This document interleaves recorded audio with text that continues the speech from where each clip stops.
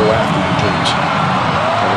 Go after it. I never compromised that. I never allowed anybody to tell me what I was capable of accomplishing. I never let anybody tell me that I can't do it. I went after it. If you want to accomplish something or do something that a lot of people think is difficult to accomplish, you have to put all your eggs in one basket. And there's no compromise.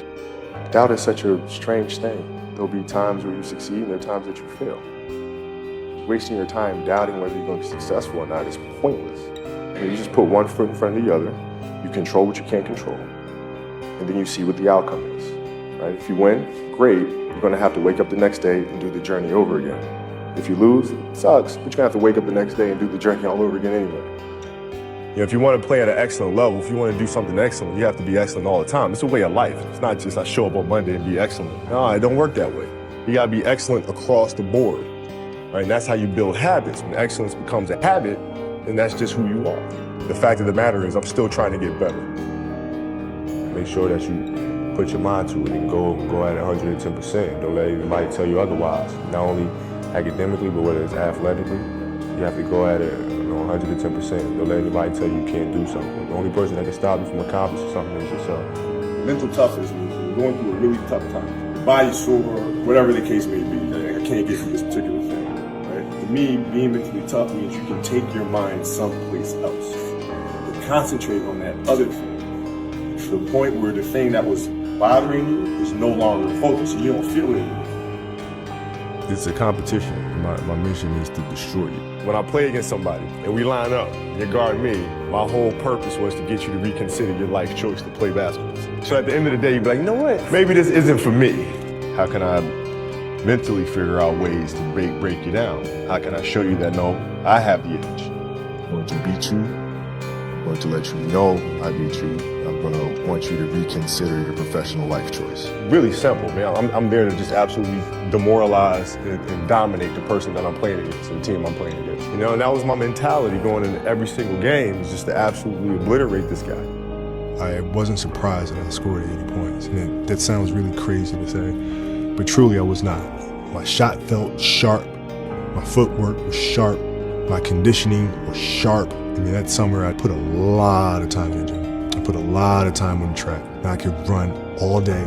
The most important thing, I think, for players that come after me is to understand that these things are possible, because you don't want to ever limit your imagination. How in the world can we inspire people if we're continuing to give them what they believe is possible?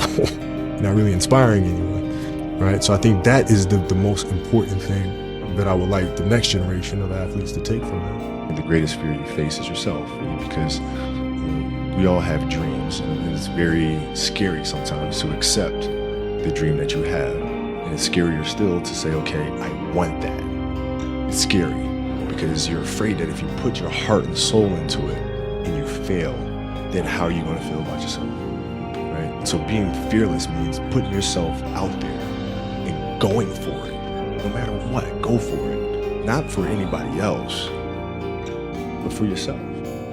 I think the definition of greatness is to inspire the people next to you. It's how can you inspire a person to then in turn inspire another person, that then inspires another person. And that's how you create something that I think lasts forever. And I think that's our challenge as people, is to figure out how our story can impact others and motivate them in a way to create their own greatness. You got a lot of people paying their hard-earned money to come watch you perform. It's your job to be in shape. It's your job to be strong enough to perform at that level every single night. And as a competitor, I'm not ducking shit. So if there's something I can leave for this next generation, is to have that constant curiosity about things. You have to continue to ask questions and try to understand why things happen. Because when you understand why things happen, then you understand how to make things happen. The way we approach the game is the same way we approach life. You do the right thing. You make the right play. You make the right play. And in life, it's the same thing. What do you feel in your heart is the right thing to do? And you do that. You know, it seems so simple, but sometimes the simplest things are the hardest things to do. What I've learned is to always keep going. Always. You know, no matter what happens, the storm eventually ends. And when the storm does end, you want to make sure that you're ready. He had a great quote that said, rest at the end, not in the middle. And that's something I always live by. I'm not going to rest, and I'm going to keep on pushing now. There are a lot of answers that I don't have, even questions that I don't have. But I'm just gonna keep going. Have a good time. Enjoy life. Life is too short to get bogged down and be discouraged. You have to keep moving. You have to keep going. Put one foot in front of the other, smile, and just keep on rolling. My philosophy was a very simple one. And I made a promise to myself that I was going to work that hard every single day so that when I do retire, I have no regrets. And that was the most important thing for me, is to leave no stone unturned, get better every single day. And if I lived that way, then over time, I'd have something that was beautiful. If you live your life to just get better every single day, and do that for 20 years, what do you have? Is how do you negotiate with yourself? When we talk about the mental side of it, like the thoughts that happen in your mind when you're going through a competitive situation or you're facing a tight deadline, you talk yourself out of it. Do you say, okay, well, it won't be a big deal if I don't do it, or I don't have to get up on a Tuesday morning, then go ahead and hit the track. What does this day really mean? Like, when you have those conversations with yourself, are you able to negotiate your way out of that little voice telling you it's not that important? Or does that little voice get the best of you? I think that's what separates people who go on to do great things versus people who don't. If you're going to do something, do it to the best of your ability. No matter what it is, if you're going to do it to the best of your ability. When you find that thing that you love, then life makes sense. You wake up in the morning and life makes sense. You have to figure out what it is that you really want to do. Like, wake up in the morning and say, I'm excited to go do this. But when you find what it is that you love to do, then you wake up every morning with a sense of purpose. If you love what you do and it's making you happy, all the hard work and perseverance will pay off. Yeah, that's the trick, isn't it? It's finding what you love to do. I wake up in the morning excited to get to it. And if you have that feeling, then you're truly doing what God has put you on this earth to do. I don't negotiate with myself. I told myself at 13 that I wanted to be one of the greatest who have ever played. That's the deal I made. I shook hands with myself. That is the deal. That is the contract. That is non-negotiable. I was on the track at like 4:30 a.m. In the middle of it, I'm thinking to myself, man, my legs are really tired. They're really hurting. And then I thought to myself, well, what would a quitter do? Would they just stop right now? Like, how does that work? Like, if I just stop right now, what would that feel like? Is that why quitters always get second place? But I want to tell you guys something. When you have a dream, the one thing you have to watch out for are those out there that will try to crush your dream.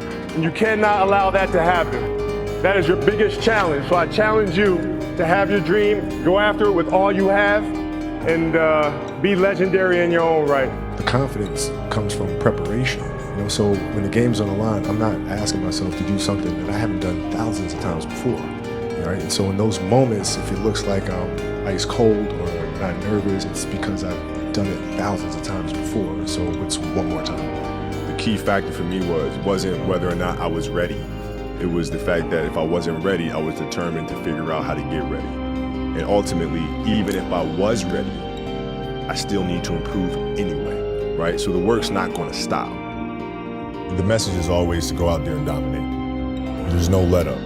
Once the game starts and once the practice begins, you're in that mode. Everything's a game 7. And when you approach every practice and every game with that kind of mentality, it bleeds into the rest of the guys. And then the rest of the unit has that same approach and that same intensity, but it starts at the top. The most important thing is that you become the best version of yourself. That is the key. Get better every single day. Are you better today than you were yesterday? If the answer is yes, then you're on the right track. That's Mamba mentality. Get better every single day. Because sometimes, your body just hurts, your legs hurt, and they're sore. But that's how you get better. The only way that you can get better is by pushing yourself beyond what you believe you're capable of doing. At the end of every day, you look yourself in the mirror and you ask yourself, did I get better today? If the answer is yes, and you do that for 5 years, 10 years, 15 years, how much better are you going to be? Are you getting better every single day? That's the question. And it's just taking small steps. You don't try to get it all done in one day, in 1 week, in 1 year. It's the process of getting better every day and doing that for a period of years that then create the masterpiece. It doesn't matter if I'm sick. It doesn't matter if I have a sprained ankle. The kid that's sitting in there might be the next me sitting up there, watching and trying to get inspiration from that. I need to go out there and play.